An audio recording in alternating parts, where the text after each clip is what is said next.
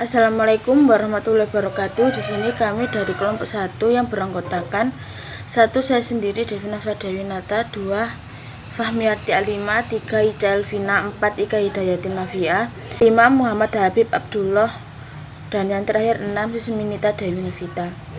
Di sini kami akan mempresentasikan hasil dari diskusi kami, yaitu analisis glukosa, laktosa, dan pati. Glukosa atau dektrosa yang sering disebut degalaktosa adalah golongan karbohidrat yang disebut monosakarida.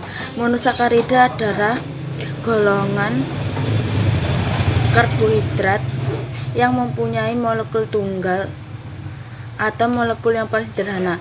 Contoh monosakarida yaitu fruktosa dan galaktosa. Glukosa merupakan salah satu awal fotosintesis dan respirasi, dan struktur glukosa memiliki struktur C6H12O6 yang memiliki gugus aldosa karena memiliki satu gugus karbonil terminal O sama dengan CH aldehid dengan jumlah atom sebanyak 6 buah atau heksosa. Berdasarkan enantiomer glukosa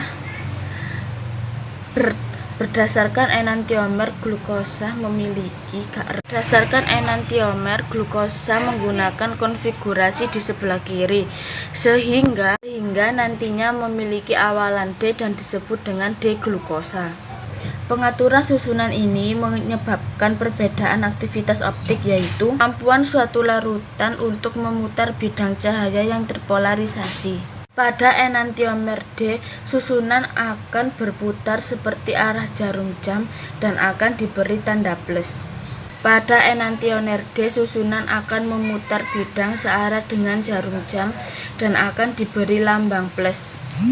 Analisis glukosa. Untuk menganalisis glukosa pada makanan dan minuman mempunyai beberapa macam metode. Salah satunya adalah metode titrasi odometri yang berprinsip glukosa dan hidrolisis sukrosa akan mereduksi Cu2 menjadi Cu+. Cu+ yang mengendap adalah ekuivalen dengan jumlah gula reduksi. Untuk lebih jelasnya, monosakarida dioksidasi oleh CuO dari reagen Leuciol menjadi Cu2O. Kemudian kelebihan CuO dari reagen Leuciol akan bereaksi dengan Ki dalam suasana asam yang akan membentuk I2 dan bereaksi dengan cara dititrasi dengan N-tiosulfat dengan indikator amilum. Untuk perhitungan kadar glukosa yaitu mili blanco dikurangi mili T sama dengan mili Tio. Saya Ica Elvina akan meneruskan presentasi dari teman saya. Selanjutnya adalah metode Nelson-Semegi. Prinsipnya yaitu metode ini digunakan untuk mengukur kadar gula reduksi dengan menggunakan reaksi tembak Kupri. Mula-mula direduksi menjadi bentuk kupro dengan pemanasan larutan gula. Kupro yang terbentuk selanjutnya dilarutkan dengan arsenum molibdat menjadi molibdenum berwarna biru yang menunjukkan ukuran konsentrasi gula, dan membandingkannya dengan larutan standar sehingga konsentrasi gula dalam sampel dapat ditentukan. Reaksi warna yang terbentuk dalam menentukan konsentrasi gula dalam sampel dengan mengukur absorbansinya ke arsenomolibdat. Kemudian metode dinitrosalisilat atau bisa disingkat dengan metode DNS. Prinsipnya yaitu dengan mengukur gula pereduksi dengan teknik kolorimetri. Teknik ini hanya dapat mendeteksi satu gula pereduksi, misalnya glukosa. Glukosa memiliki gugus aldehida, sehingga dapat dioksidasi menjadi gugus karboksil. Gugus aldehida yang memiliki glukosa akan dioksidasi oleh asam 3,5 dinitrosalisilat menjadi gugus karboksil dan menghasilkan asam 3 amino 5 salisilat. Pada kondisi basa dengan suhu 90 sampai 100 derajat Celcius. Senyawa ini dapat dideteksi dengan spektrofotometer dengan panjang gelombang 540 nanometer. Next. Kemudian metode asam fenol sulfat dengan prinsip yaitu TS atau total sugar yang digunakan untuk mengukur total gula, bereduksi, gula sederhana, oligosakarida, dan turutannya. Dapat dideteksi dengan fenol dalam asam sulfat pekat yang akan menghasilkan warna jingga kekuningan yang stabil. Lalu metode spektrofotometri. Prinsipnya yaitu reaksi reduksi CuSO4 oleh gugus karbonil pada gula reduksi yang setelah dipanaskan terbentuk endapan kupru oksida atau Cu2O, kemudian ditambahkan Na sitrat dan Na tatrat serta asam fosfomolibdat sehingga terbentuk suatu kompleks senyawa berwarna biru yang dapat diukur dengan spektrofotometer pada panjang gelombang 630 nanometer. Yang keenam, analisis glukosa metode reaksi enzimatik. Metode ini digunakan untuk menentukan kadar gula secara individual karena kerja enzim yang sangat spesifik. Contoh enzim yang digunakan adalah glukosa oksidase dan heksokinase. Yang ketujuh, metode Fehling. Prinsipnya, menggunakan gugus aldehid pada gula untuk mereduksi senyawa Cu2SO4 menjadi Cu2O yang endapannya akan berwarna merah bata setelah dipanaskan pada suasana basa atau asam yang sudah ditambahkan agen pengikat seperti Na sitrat dan Na tatrat. Pengertian laktosa. Laktosa atau gula susu yang berbentuk formasi disakarida dengan dua penyusun utama yaitu galaktosa dan glukosa.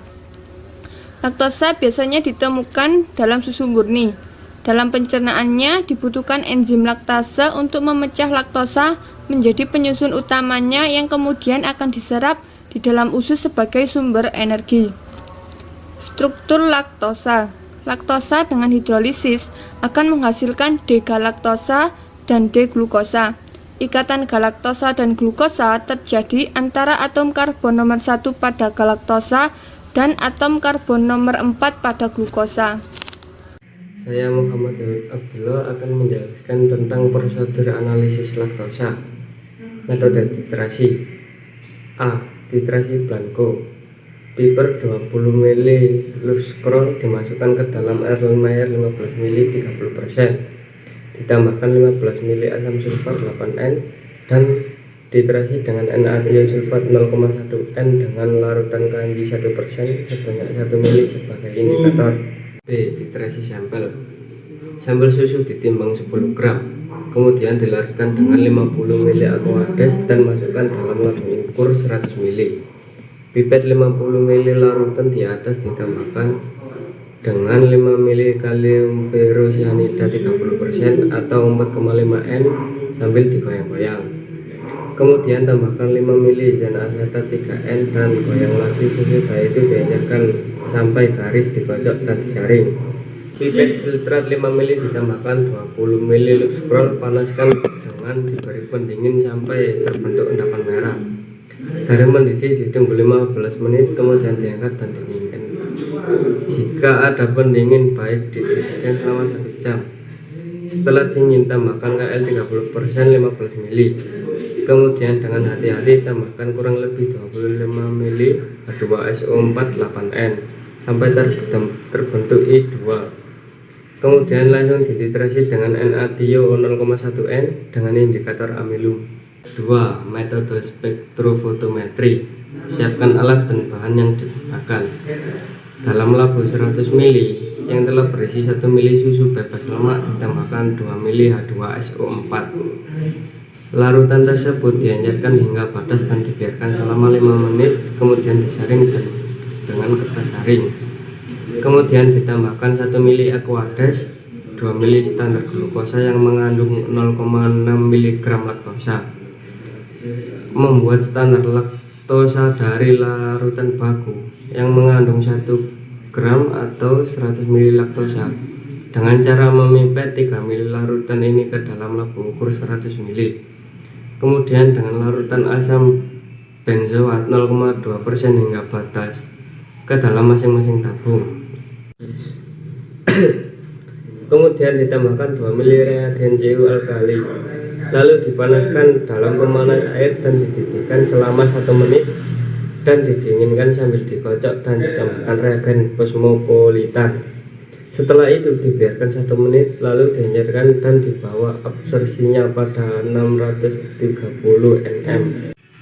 Pengertian pati. Pati merupakan polisakarida yang mengandung rantai glukosa panjang karbohidrat. Bentuk sederhana amilum adalah glukosa dan rumus struktur glukosa adalah C6H1106 dan rumus bangun dari D-glukosa. Padi adalah karbohidrat yang merupakan polimer glukosa dan terdiri atas amilosa dan amilopektin. Saya, Fahmi Arti Alima, akan menjelaskan struktur padi dan analisis padi. Amilum. Struktur padi amilum terdiri dari 2 macam polisakarida yang kedua-duanya adalah polimer dari glukosa, yaitu amilosa atau kira-kira 20-28% dari sisanya amilopektin. A. Amilosa terdiri atas 250-300 D-glukosa yang berikatan dengan ikatan A1,4 glikosidik, jadi molekulnya menyerupai rantai terbuka. Amilopektin terdiri atas molekul D-glukosa yang sebagian besar mempunyai ikatan 1,4 sampai glikosidik dan sebagian ikatan 1,6 glikosidik. Analisis padi, uji kualitatif, uji molis. Pada uji molis ini akan terbentuk warna berwarna ungu. Untuk uji yang kedua, uji Seliwanov. Untuk uji Seliwanov ini akan terbentuk warna merah ceri. Dalam uji Seliwanov ini menunjukkan adanya fruktosa atau gula dalam larutan sampel. Saya, Ika Hirati Nafiah, akan melanjutkan presentasi dari kelompok kami. 3. Uji Benedik. Gula reduksi dengan larutan benedik atau campuran garam kupri sulfat, natrium sitrat, natrium karbonat, akan terjadi reaksi reduksi oksidasi dan menghasilkan endapan berwarna merah kupru oksida. 4. Uji iodin. Karbohidrat golongan polisakarida akan bereaksi terhadap larutan iodin dan memberikan warna spesifik, bergantung pada jenis karbohidratnya. Amilosa dengan iodin akan berwarna biru. Amilopektin dengan iodin akan berwarna merah coklat. Warna biru menunjukkan adanya pati dalam contoh, sedangkan warna merah menunjukkan adanya glikogen atau erythrodextrin. 5. Uji Barfoot. Reaksi terdiri dari kupri asetat dan asam asetat ke dalam tabung reaksi yang berisi 5 ml reaksi, ditambahkan 1 ml larutan contoh. Kemudian, tabung reaksi ditempatkan di air mendidih selama 1 menit. Endapan berwarna merah orange menunjukkan adanya monosakarida dalam. Uji kuantitatif. 1. Metode Louvre score. Pada pengujian dengan cara ini, yang ditentukan bukan kuprooksida yang mengendap, melainkan kupri oksida dalam larutan, sebelum direaksikan dengan gula reduksi atau titrasi blanco, dan sesudah direaksikan dengan gula reduksi atau titrasi sampel, dengan titrasi menggunakan NaTiO sulfat. 2. Metode Munson-Walker. Menentukan banyaknya kuprooksida yang terbentuk dengan cara penimbangan atau dengan melarutkan kembali dengan asam nitrat, kemudian menitrasi dengan tiosulfat. Jumlah kuprooksida yang terbentuk ekuivalen dan dengan banyaknya gula reduksi yang ada dalam larutan. Kesimpulan, glukosa merupakan bentuk gula paling sederhana dalam formasi monosakarida yang merupakan penyusun utama dari zat pati atau karbohidrat.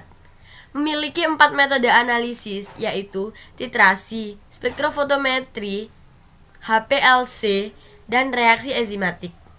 Laktosa adalah gula susu yang terbentuk formasi disakarida dengan 2 penyusun utama, yaitu galaktosa dan glukosa.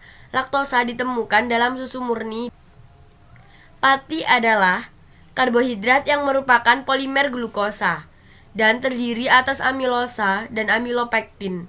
Memiliki 2 jenis analisis, yaitu uji kualitatif dan uji kuantitatif.